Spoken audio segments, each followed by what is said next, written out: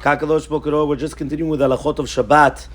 We were speaking about in Siman Samad Gimel in a case where a woman forgot to make the beracha on Halakat Nerot. So if you remember beforehand when we were speaking about if a woman forgot to light the candles of Shabbat, so we did bring down the leniency that if there was still electricity, meaning that there was still light around, so therefore she does not have the knas, she does not have the penalty of adding on an extra candle.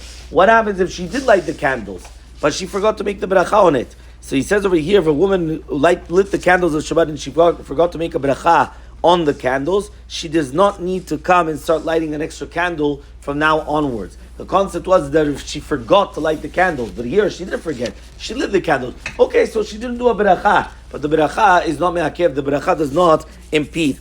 Now we're going to go to a very important halacha, which is basically what is the zechut kedima, which means what is the order of preferences, who lights the candles of Shabbat. So here it says the chovah is whether it's on men or women. However, though the women have a mitzvah miyuchedet and halakat nerot because they are the ones which are in the house and they are preparing the house, and there's other reasons as well, whether it's going to be because that it's fixing the sin of chavah and other things. Some people think the halakat nerot is only for women. Doesn't exist. It's also for a man. If a person is not married, for example, or the wife is going to be away, and other cases as well, so then he would have to light the candles in his house, because that is the obligation. It's whether for the men or the women. Obviously, if the woman's home, so she will have the zechut kedima, but if not, then it doesn't, right? So the Midrash brings down the reason of because of Chava, and then the Zohar HaKadosh comes and he brings another reason. Kiner mitzvah Torah or, which is the ner of the Shabbat, that the women are zochot, that even though they're not going to be zochot in the Torah, they are zocheh in the ner of the mitzvah, which is,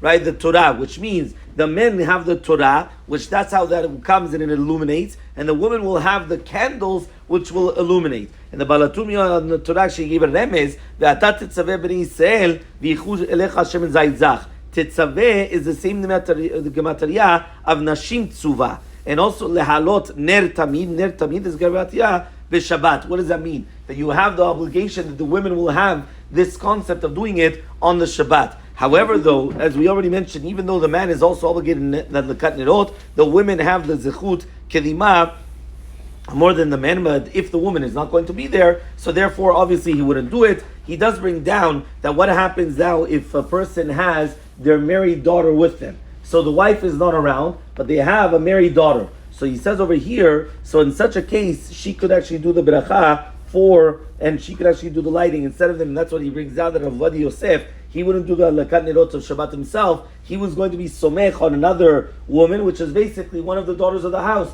where there's going to be his married daughter or married daughter-in-law, whichever one it was, that even though they're going to be married, as long as they're with him in the house, so therefore they would do it, and he wouldn't do it whatsoever. So again, these are just the different halachot, right, of what is the Zechut Kedima. We'll continue from there, what happens if the man does want to light in other cases as well.